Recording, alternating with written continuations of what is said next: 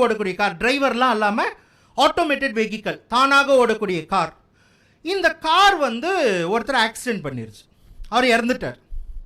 எப்படி ஆக்சிடென்ட் பண்ணிச்சு?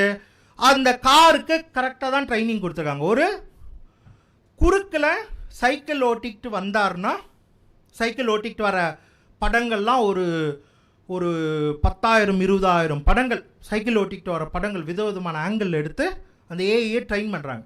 இந்த மாதிரி இருக்கும், நீ வந்தாங்கன்னா நீ வந்துட்டு பிரேக் போட்டுருணும்.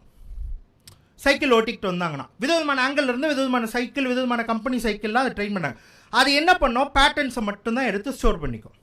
சரி, ஆட்கள் குறுக்கில் வந்தால் பிரேக் போடணும். ஆட்கள் வந்து அவ்விதவிதமான ஆட்கள் 1,00,000 பல ஆங்கிளில் ஆள் ஏன்னா கணினிக்கு ஒன்றும் தெரியாது, அதான் நீங்கள் கொடுக்குற ஃபோட்டோவில் பேட்டர்ன் தான் கண்டுபிடிக்கும். ஆட்கள்லாம் இருக்குது, ஆட்கள் வந்தால் பிரேக் போடணும்னு சொல்லி கொடுத்துட்டாங்க, சைக்கிளில் வந்தால் பிரேக் போடணும்னு சொல்லி கொடுத்தாங்க. அது ஸ்டில் போய் இடிச்சிருச்சு.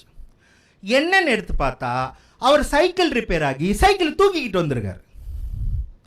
அப்போ அந்த கார்னுடைய ஏஐக்கு சைக்கிளில் வந்தால் நிற்கணும்னு தெரியும், நடந்து வந்தால் நிற்கணும்னு தெரியும், சைக்கிள் தூக்கிட்டு வந்தால் தெரியாது, இடிச்சிருச்சு.